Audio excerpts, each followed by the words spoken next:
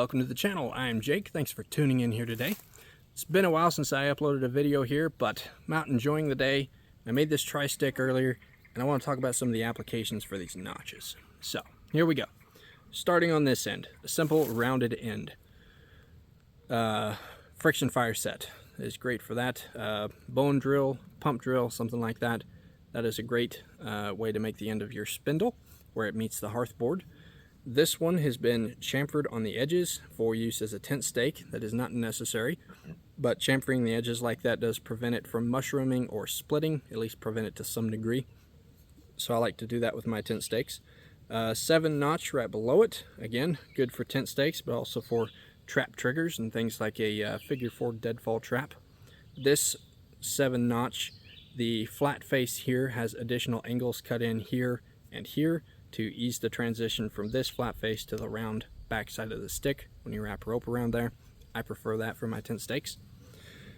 Square or cabin notch right here, as the name might imply, great for log construction, but also for things such as a ladder style packed frame. If you cut 2 square notches that fit together tightly, making that transition from the upright to the cross piece, that's very, very secured, very strong. V-notch is not something I use very often, but let's say, for example, that you have 2 uprights that go next to each other, and you have another cross piece that needs to go through the center and not spin for whatever reason. Either a square notch or a V-notch can be used in conjunction with a square reduction. The square reduction will be on the piece that goes in between the 2 notches there, prevent it from spinning. Saddle notch here can be used. I'm going to use the same example again. Pack frame construction.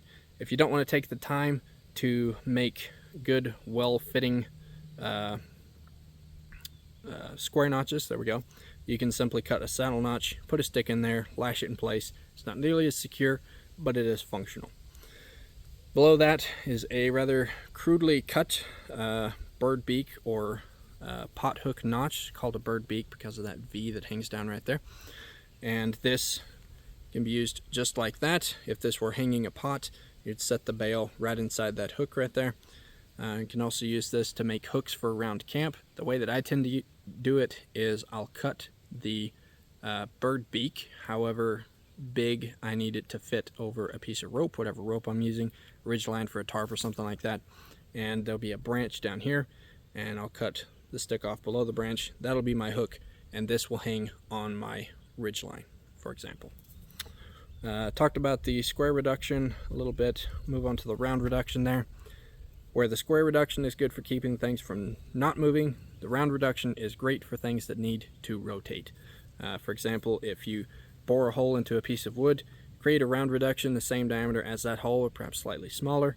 This will then be able to rotate in that hole. You can use that to make a hinge for a door or window or something like that. And then on the very end there is a simple wedge, which can of course be used to make a wedge to split wood. If you take an axe or a hatchet or a knife or whatever edged tool you have with you, you can even use a saw.